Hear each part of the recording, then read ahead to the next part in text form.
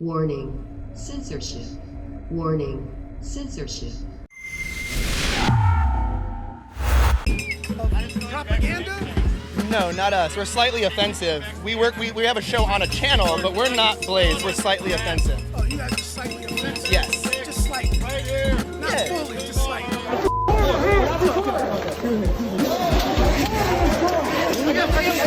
Right there, that's Elijah with the bandana.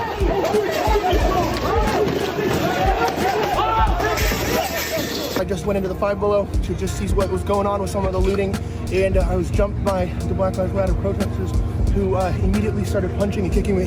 One of them punched me directly right in the lip. I had to go to the hospital, I think, to get stitched. You said they should go. So why should minorities and women leave? This is the contradiction. You should go? Why you remember what happened when you came here? I never came here.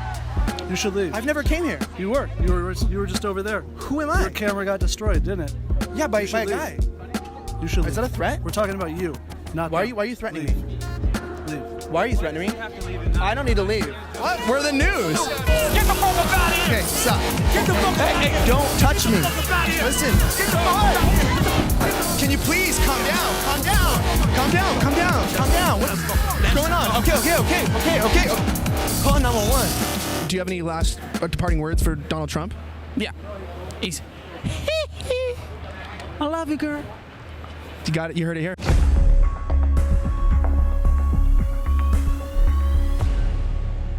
Elijah Schaffer is a reporter and podcaster, and in my opinion, one of the most original men on the street interviewers there are. Find him on YouTube with Slightly Offensive, Twitter and Parler at Elijah Schaffer, and of course on BlazeTV. Now, Elijah, when I think back to the first time I saw you, I think I'm one of the first fans of your YouTube channel originally, the OG street interviewer that you are.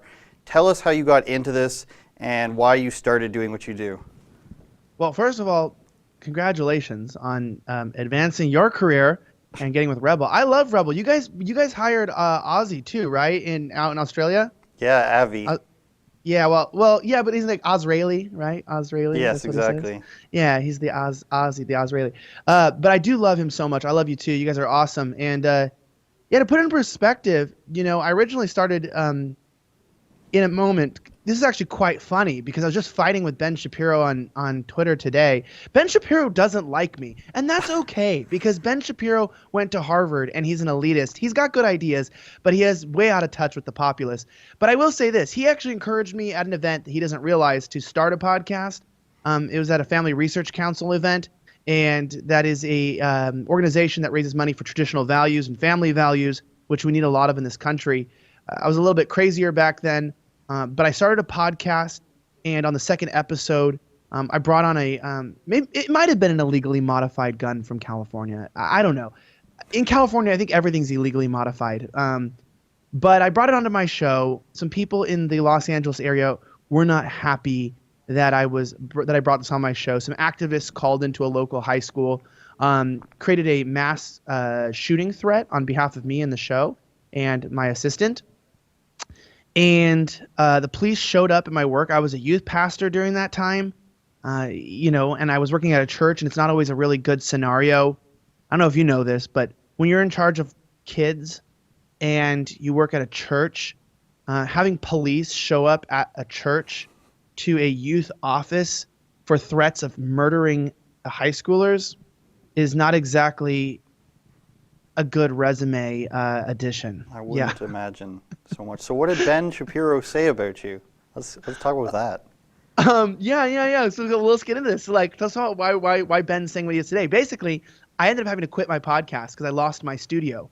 And I was friends with a YouTuber named Austin Fletcher who ran a channel that was budding and starting out called Fleckus Talks. And he sort of just encouraged me to go out and take my podcast to the streets and talk to people. Well, Gavin McGinnis, Alex Jones, some individuals really liked what I was doing. I met my first trans non-binary person back in 2018, which is the equivalent of transitioning from a male to a female, but also not being a male and female at the same time, also known as mental illness. Also bad haircut. Clearly, whoever cut the hair was mentally ill as well. But shooting ahead, street interviews were really good. I wanted to podcast long term. I knew that I had to switch to podcasting because I knew that the streets are relentless. But I always tell anybody who's watching this who wants to get started on your own channel or wants to figure out how to get podcasting, just like it took you, Andrew, like a couple years and you got established, generals are made in the trenches. So go put your time in and be patient. And trust me, if you put your time in, you prove your worth and you do it, you will get that. Well, today... Wait a minute, hold on. Before we go ahead here, are you saying that I have a Canadian accent or something? Is that what that was? It's pretty... Yeah, you sound like Lauren Chen's fiance. I don't know. It's pretty who her bad. It's pretty fiancé thick. is. It's pretty thick. Well, well, he's a nice guy. I think you have a little more life. I'm not saying you're like his personality, but the sound of your voice sounds very Canadian. I didn't think it was Canadian. I thought it was Wisconsin. Moving ahead, Elijah, I'm hurt by this, all right? Hey, I like some Canadians. You're one of them. Thank you. There was the Chaz, there was all the riots and stuff, and you covered a lot of that on the ground in person. And what I wanted to ask you about that was, where do you see this future of new media going? Like, you place yourself right in the middle of those two entities, so to speak. Do you think we're going to need like news anchors? Where are we going to go with this? How is online news going to, because the television media is almost completely gone in my eyes. You've got people who just leave CNN on all day. There's not that many of them anymore, I don't think. Where do you see this sort of genre of news media going? Well, I think if big tech companies like YouTube didn't get in the way of the natural flow of information, we would be in like a 2-year dead period where till this stuff was going away. I mean, the independent media was rocking it, especially on YouTube, because it's the second largest search engine in the country and I think in the world now, if I'm right, right behind Google. So it's both like a content platform and a search engine, which is a great combination, especially for people who disseminate information, right? Especially after Google has changed the algorithms so that independent blogs are sifted way behind authoritative sources. YouTube was kind of like a last et al to reach the masses with ideas that may not be the establishment ideas, maybe independently thought. Well, YouTube came in 2019 and realized that, you know, they were losing like the grip.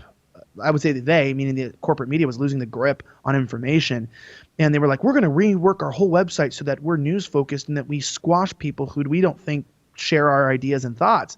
So they created a news carousel for almost every user that's at the top of their home page. Anybody like myself who's categorized as news and commentary, even though I have always categorized myself as entertainment, they put me in the right-wing news commentary and they won't let me get out of it. No, they don't they've allow really, that. Yeah, they throttled us down. I'm sure you guys are aware of that with you too. A lot of people have just been throttled in viewership. There was a period where like it got really bad where I couldn't get more than like 10 to 15,000 views on a video.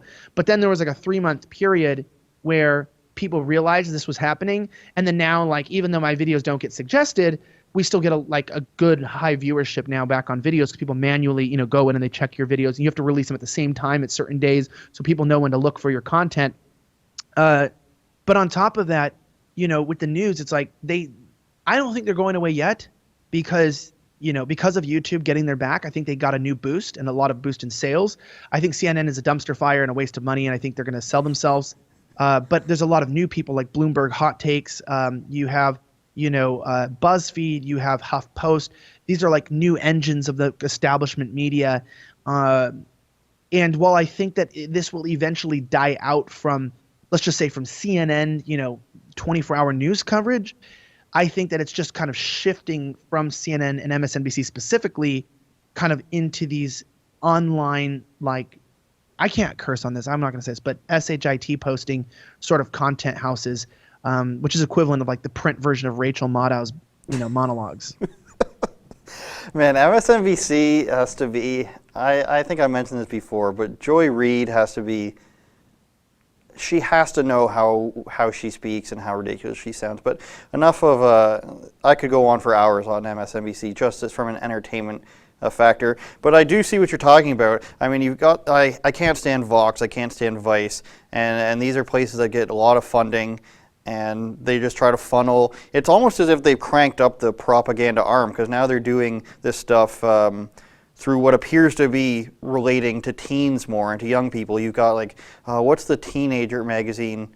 That's Teen just, Vogue? Teen Vogue and stuff like that, and they've even got AJ Plus, which is a cool, hip, young Al Jazeera. So it seems like they've just, their back's up against the wall, and they're just gonna, they're gonna throw punches. They're gonna throw KO punches until they're absolutely wiped out, I guess, by popular opinion. And in your take on how YouTube does it, you're absolutely right. I mean, up here in Canada, you've got CBC, CTV. I think there's 4 or 5 different places that get the artificial placement every single day. And sorry, I feel like I'm going to sneeze. Every single day they get this artificial placement, and for the most part, they still can't get views unless they're live streaming a politician's speech or daily press conference. So it's kind of sad in that sense that they're so desperate to force feed us this stuff, or they're just getting paid enough money that they're willing to stick this stuff up that's essentially garbage to the front. And I pointed this out recently when somebody up here, they wrote an article about my cameraman crossing the border because myself and him both got mandatory quarantines after we returned from a Trump rally in Michigan. And this national newspaper, one of the biggest newspapers in the country, wrote an article about our head of video / cameraman. He's got a lot of different jobs. They wrote an article about him, just blasting him. And it's so sad. And I'm just thinking, you guys don't have anyone. You don't have any personalities. You fired all the people that people think are edgy or even get you any sort of clicks. And now you're coming after us because we're better than you and we have more interesting people. And it was a bad article at the same time. I mean, I was there. They didn't figure to look at our videos and see that I was on camera. Or maybe they just wanted to ignore me, Elijah. I'm hurt by it. But maybe they did. Maybe they weren't willing to come after the person on camera because I don't think they have they don't have a thick spine, and they don't care about you. Remember before 2019, the mainstream outlets, specifically all corporate outlets, I would laugh at them because they always had like 800 views, 500 views. Even now, like you said, with the artificial inflation, they're not doing that well because people aren't buying it anymore, even though that's being suggested on the algorithms. I think most of the views that come on Facebook and YouTube from the news algorithms are just because someone accidentally leaves the video playing at the end and then it turns it on as this next watch and you quickly turn off. It's either mainstream news or Jordan Peterson, who I like, by the way. But what is up with YouTube's love affair with recommending Jordan Peterson and Joe Rogan? Well, Joe Rogan, they probably had to milk him out before he left because there was going to be a large void of him that he's leaving, as well as things that are recommended next to him. I'd have to imagine, and it's a void that's worth $100 million. That's kind of crazy. I know. I don't even know. I've never even seen. I don't even know what that looks like to have that kind of money. But he is in Texas now, just like you. It was also something I wanted to mention. So, regarding lockdown, was your move about the lockdown? Had you planned this before? You got your nice new studio. I know you have Savannah working with you. You guys got a cool team there. How did this come about? Well, first of all, I gotta say I love Savannah. She's a psychopath in the best way possible as a producer. I see. Okay. Her goals for this show are way beyond what's possible, and I love that, meaning she's a visionary out of this world, and her skill sets are through the roof. I really, really love her. She's also a very good friend, and she's friends with my wife too, and so that's really nice. Obviously there, with those dynamics, she's, like I said, she's in surgery today, so she couldn't be here. I'm really sad because she's I don't know, are you doing something with her at another point? Is that you? Who's doing something? I think next week, which is in the past now that you're seeing this. At some point. But I was gonna say, out here, this is actually not my real studio. I am supposed to have a large studio in the sound stages in Blaze, which are also here in Dallas. But I just built this in my bedroom in the meantime because of COVID restrictions and permits and building issues. I had to build something, and so I built this in my room very cheaply. That's wallpaper behind me. Nice. Yeah, I know. We're big bucks here at Blaze. No, but I wanted to wait to leave Los Angeles till my mom died. My mom died in June, late June, and I left in end of May, to move here. And that was a really rough month. And the reason why I chose to move is because while I knew I wanted to come out to Texas to avoid state taxes and I wanted to move into a bigger sound stage. I wanted to get a bigger crew. I wanted to expand. God's been really good. This show is doing amazing. The viewers are incredible. I guess honesty pays off. Not siding with one side or the other, just making sure that you're giving honest viewpoints. People like that. Apparently, also my terrible sense of humor is tolerable to more than 2 people. But coming into that, I was excited, and I was going to wait till December. And then Eric Garcetti, I lived in Los Angeles. The mayor there just kept putting shutdowns and shutdowns and shutdowns, and started requiring masks and different things that I thought were unconstitutional. And so I had to make the decision with my wife and just said, we need to leave. We need to get out of here. We can't give money to this regime. Like, we can't pay any more taxes. We need to leave. So I re-registered my company in Texas, and we just left. We just drove out, came here, and took a step of faith, because 1776 still exists in some places in this country, and Texas is very free right now. Very, very free. People don't really tell you to put on masks here. Even though I'd say 80% or more people wear them in Tarrant and County, Fort Worth, and in Dallas County, because they're very liberal areas in general. But we have compliance, but numbers are going up, so people don't really buy into it, I would say. They're just afraid of the shame. The businesses are open. People can hang out. People live here. It feels like America. You don't feel like you're living in fear. And it's just, I got to say this, it's not worth living in a place where you're giving your money and your taxes to a government that doesn't respect your rights and your liberties. I know in you don't really have the same kind of protections, I would say, in Canada that we have in the United States, but we have protections. And the key thing here I want to say is what was making me upset is the executive enforcement of the law, right? The mayors, the governor, the police department, the executives, they're there to enforce laws, not to make laws, which is why all the response to COVID has been mandates, not laws, because they don't have legislative capability to actually make laws. But when I started seeing that the executive legislators the executive and the legislators weren't working together, and the executive branches of the state were just making these mandates and enforcing them like they were laws, I realized that there was a lack of a balance of power. We were getting into totalitarianism, and I needed to get back into a state where they respected the Constitution, the balance of power, and that there was this sort of checks and balances in general still in play, because I know when the power gets disproportionately put into the hands of an executive power branch, just like the left warned us about with the fascism of Trump, which never happened. And my biggest criticism of Trump is that he wasn't fascist enough, meaning as a joke. Like, he didn't do enough authoritarian acts that he should have done. He should have went stronger and harder and pushed back more, but he didn't, because he respected the balance of power, which still exists in our country apparently, or at least one party still respects it. Well, what you have happening here along the same lines is you've got municipalities copy and pasting their orders, their ordinances around masks, around shutdowns, and along those lines. And then in the provincial, which would be the equivalent to the state, you've got the party pushing everything they can through and increasing their budget tenfold every time, even though they ran on balancing the budget. And if people disagree with them in their own party, they silence them or they kick them out. They've literally kicked people out of their party for not voting on something for them. And then other people are quiet, but they still disagree with it, and because they know there's been a precedent set that if they disagree and they don't toe the party line, they get kicked out. And it's a big problem we're having here, where one party won by a landslide in the last election, and now they're sort of catering to people who would never vote for them. It's kind of confusing how they think that these people are going to come out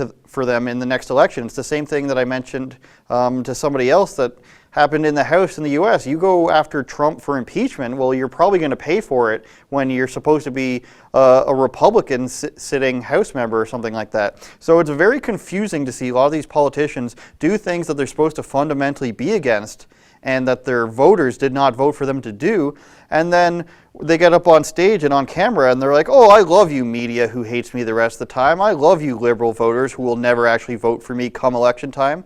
So it's a disturbing place we put ourselves in, and like you, I'm now being forced to consider moving to, if not Western Canada, if they still have their majority of their rights by the time this is over, someplace like Texas or Tennessee or maybe even Florida, like your good friend Austin moved to. So it's sadly something that people have to strongly consider if they want things like freedom of association or moving around or even having guns, for example. Now, we're going pretty long here. Your special guest, we're going long for you. But there's something I'm special, but not necessarily in the good way sometimes. Elijah, you're going to get us Need help. taken down. We have to have 6 warnings before this now. We've got the COVID warning. We've got, I don't know, some sort of anti-California warning probably that has to go on there. But one question I really wanted to ask you, and I wrote this down, was how do you intend to change people's minds? How do you feel about that? Is it more about that we need to win to make sure our way of life is protected or our legislation is protected? Why do you do this? Why make a show at all? Why try to convince people? Is it about just winning, or are you in the end trying to change people's minds, and how do you do it? That's a good question. I think that there's a difference between an ideologue and myself, meaning ideologues are like, let me present you an argument and get you to think like me, and those people are very important. Speaking of Ben Shapiro is an ideologue, right? I mean, he tries to disseminate information like on culture, but it doesn't work. I'm just here to present the truth and try to shed light on stories and ideas that the media is covering up.